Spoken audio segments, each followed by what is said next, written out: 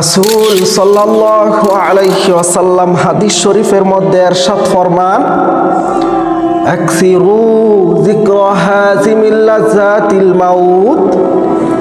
দুনিয়ার ভোগ বিলাসী ধ্বংসকারী মৃত্যুকে তোমরা বেশি বেশি করিয়া স্মরণ করো।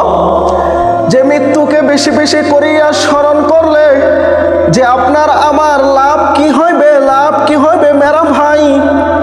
যদি আপনি মৃত্যুকে বেশি বেশি করিয়া স্মরণ করেন, তাহলে আপনি দুনিয়ার যে পাপের কাছ থেকে আপনি বাঁচতে পারবেন।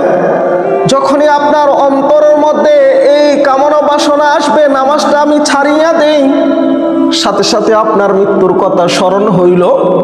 যদি এখন আমি নামাজ ছাড়িয়া দেই, তাহলে আমি এখন যদি মৃত্যুবরণ করি, তাহলে আমার অবস্থা পরকালে কি হইবে।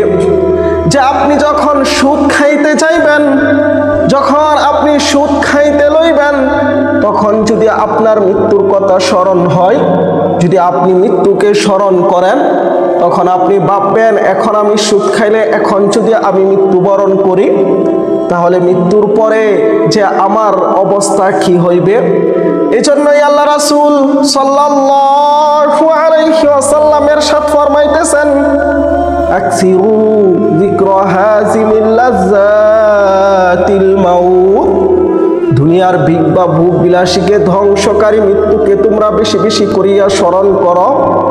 আল্লাহ তাআলা আমাদের প্রত্যেককে মৃত্যুকে বেশি বেশি করে স্মরণ করার তৌফিক দান করুক। সবাই বলেন।